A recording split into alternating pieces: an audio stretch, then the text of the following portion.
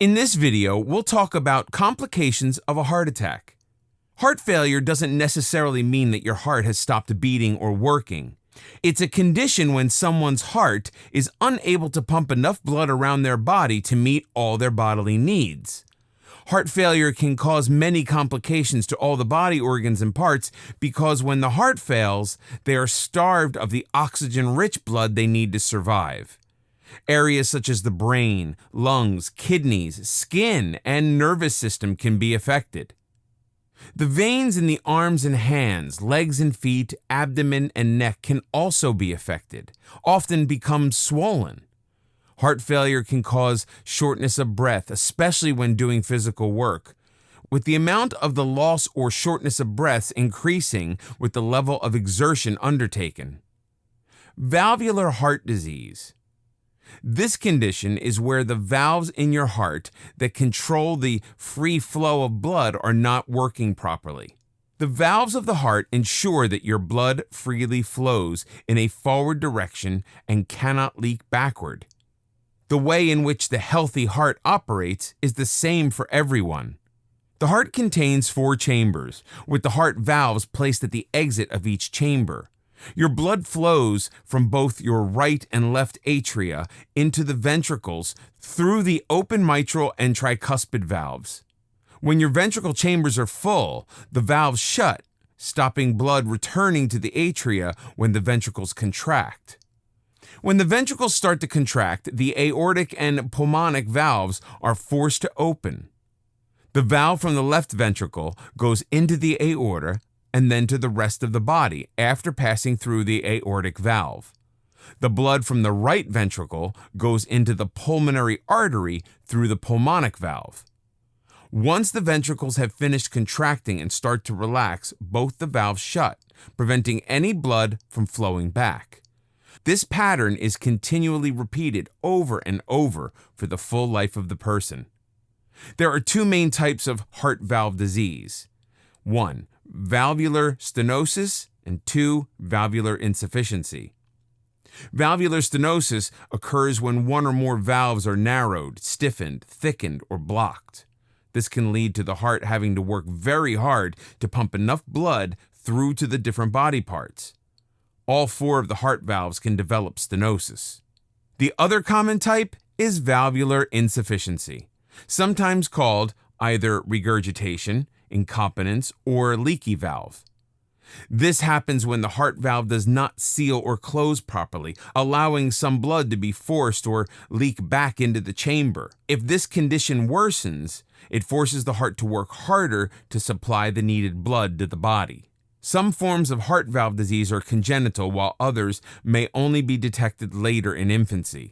Other forms can develop during a person's lifetime. However, the cause is still unknown, but it's definitely linked to inadequate diets and sedentary lifestyles. This form of the condition usually affects pulmonic or aortic valves. Sometimes they can have defective leaflets that are deformed, they're an incorrect size, or not attached properly. Sometimes people are born with bicuspid aortic valve disease. This is where there are only 2 leaflets instead of the normal 3, often causing the valve not to open or close properly or tightly. Acquired valve disease occurs when the valves that were normal at birth and in early life have changed or developed complications. This can occur from a variety of reasons, mainly infections or diseases, including rheumatic fever, caused by an untreated bacterial infection such as strep throat. Often, this type of infection in childhood, if left untreated, can quickly lead to inflammation of the heart valves. Often, the symptoms of this type of infection and irritation do not manifest for 20 to 40 years later. Another heart valve disease is known as endocarditis. This occurs when harmful bacteria enters the bloodstream and then attacks the heart valves. It can result in holes and growths developing, as well as subsequent scarring. This bacterium is often able to enter the bloodstream because of IV drug use, dental procedures, surgery, or severe infections. A very common condition is called mitral valve prolapse. This is a condition that is known to affect about 1.5% of the general population. This condition causes the leaflets of the mitral valve to move back into the left atrium when the heart contracts. It also often tends to make the tissues that make up the valve stretchy, causing the valve to leak. Normally, this condition does not become problematic and does not require treatment unless there are other complications.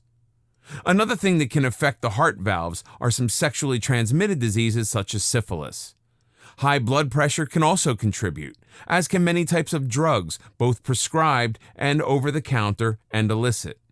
Cardiogenic shock is a condition in which your heart suddenly can't pump enough blood to meet your body's needs.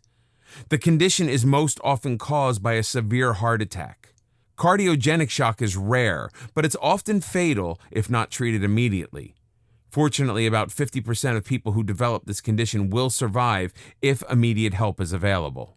The most common cause of cardiogenic shock is damage to the heart muscle from a severe heart attack. Only about 7 to 8% of people who have a heart attack will have cardiogenic shock. When people die from heart attacks, it's usually due to the cardiogenic shock, not the actual heart attack. Because of this shock, the body has a very low blood pressure. Another type of shock, hypovolemic shock, is where the heart cannot pump enough blood because of blood loss, usually from trauma.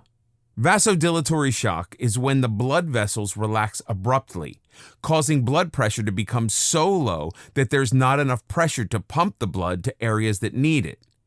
This can be caused by a bacterial infection in the bloodstream or a severe allergic reaction to certain substances. This can also occur when the nervous system is damaged. When someone is suffering from this type of shock, regardless of the cause, it means not enough oxygen is reaching their vital organs. They only have a few minutes before the lack of oxygen starts to do damage that is usually not repairable. If it's not treated quickly, it's likely to cause permanent organ damage or death. If you know or think a person is in shock, call an ambulance so they can get treatment quickly. Do not delay with calling for help or try to transport them yourself unless there is no other option.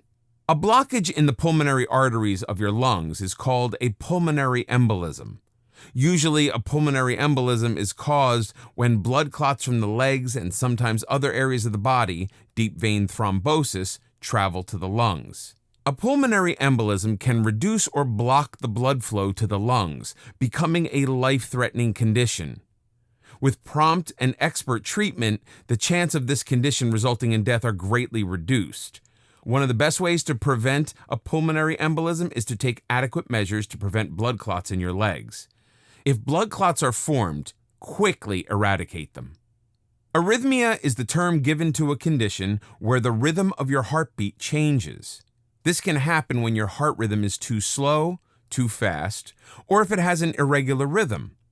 Sometimes an arrhythmia can cause your heart to just stop beating, which is called sudden cardiac arrest, or SCA. If it's not treated immediately, it can cause a loss of consciousness and death. Broken heart syndrome. This condition is named because it can happen to someone who has no history of heart disease and tends to happen quickly. The most common signs of this are chest pains and shortness of breath. Sometimes it's accompanied by a cardiogenic shock or arrhythmias. The other symptoms of broken heart syndrome tend to differ from those of a heart attack. The symptoms occur abruptly after experiencing extreme physical or emotional stress. The results of an electrocardiogram, or ECG, which is a test to observe the heart's electrical activities, are usually different from those who have had a heart attack. For instance, those who have had a heart attack in the past will show a deep Q wave in their ECG graph. When tested, there are no signs of coronary arteries being blocked. There is usually unusual movement and possible ballooning of the left ventricle or lower left chamber of the heart. Usually, the recovery time is relatively quick, often within a few days or weeks, as opposed to a heart attack, which usually takes a month or more. Arteries often harden as a person ages, losing their suppleness and elasticity over time. Although smoking is thought to be one of the major contributors of this condition, the exact cause remains unknown. Chemically derived drugs are believed to be another contributor, along with a poor diet, or a diet that contains a large amount of preservatives, artificial flavors, and colorings.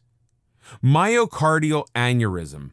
An aneurysm occurs when a blood vessel has been weakened, causing it to swell and fill with blood. Often these are formed after a heart attack. They often occur around the base of your septum or in the aorta. This can cause a constriction of the blood flow to the body, resulting in heart disease. Aneurysms become lined with scar tissue, which usually stops them from rupturing. Ventricular aneurysms generally grow slowly. The common symptoms are tiredness, lack of energy, and stamina. Blood clots can form inside some ventricular aneurysms, which can lead to serious complications and even death, especially when the blood clots break away and spread throughout the bloodstream.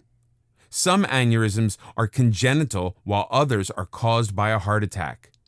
The blood clots formed around them can block the blood vessels, resulting in restricted movement and tissue death in a limb, a stroke, ventricular aneurysm, or arrhythmia.